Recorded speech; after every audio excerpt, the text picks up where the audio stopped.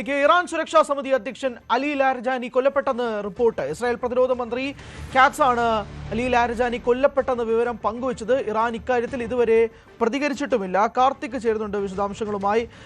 കാർത്തിക്, ഇസ്രായേലിന്റെ ഭാഗത്തു നിന്നുള്ള ഈ ഒരു പ്രതികരണം, ഇറാൻ ഇതുവരെ പ്രതികരിച്ചിട്ടുമില്ല, വിശദാംശങ്ങൾ.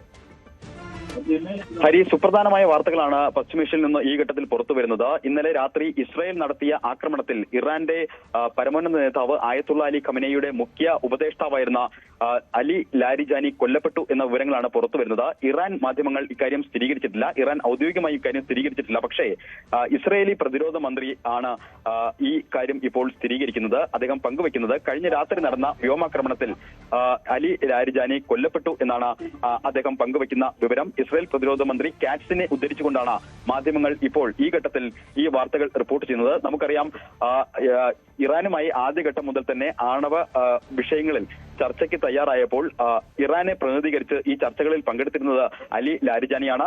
ഇറാന്റെ സംബന്ധിച്ച് അവരുടെ സുരക്ഷാ സമിതിയാണ് കാര്യങ്ങൾ തീരുമാനിക്കുന്നത്. ആ സുരക്ഷാ സമിതിയുടെ തലവൻ കൂടിയാണ് അലി ലാരിജാനി. അദ്ദേഹം ഇറാന്റെ ബുദ്ധി കേന്ദ്രം കൂടിയാണ്. സ്വാഭാവികമായും ഇത്തരത്തിൽ ബൗദ്ധികമായി കാര്യങ്ങൾ തീരുമാനിക്കുന്ന ഒരാൾ, അതായത് ഇറാന്റെ പരമോന്നത നേതാവിന് ശേഷം സുരക്ഷാ കാര്യങ്ങളുമായി ബന്ധപ്പെട്ട് നിർണായക തീരുമാനങ്ങൾ എടുക്കുന്നതിൽ നിർണായകം ആയ സ്വാധീന ശക്തിയുള്ള അലി ലാരിജാനി കൊല്ലപ്പെട്ടു എന്ന വിവരങ്ങൾ ഇപ്പോൾ പുറത്തുവരുന്നു. എന്തായാലും ഇക്കാര്യം ഇറാൻ ഔദ്യോഗികമായി ഇതുവരെ സ്ഥിരീകരിച്ചിട്ടില്ല. പക്ഷേ ഇസ്രായേൽ ഇക്കാര്യം സ്ഥിരീകരിക്കുന്നു. ഇസ്രായേൽ മാധ്യമങ്ങൾ, ടൈംസ് ഓഫ് ഇസ്രായേൽ അടക്കം ഇസ്രായേലിന്റെ മാധ്യമങ്ങളും ഈ കാര്യം ഇപ്പോൾ സ്ഥിരീകരിക്കുന്നുണ്ട്. ഇസ്രായേൽ പ്രതിരോധ മന്ത്രി കാറ്റ്സിനെ ഉദ്ധരിച്ചുകൊണ്ടാണ് ഇക്കാര്യങ്ങൾ ഇപ്പോൾ ഇസ്രായേൽ സ്ഥിരീകരിക്കുന്നത്.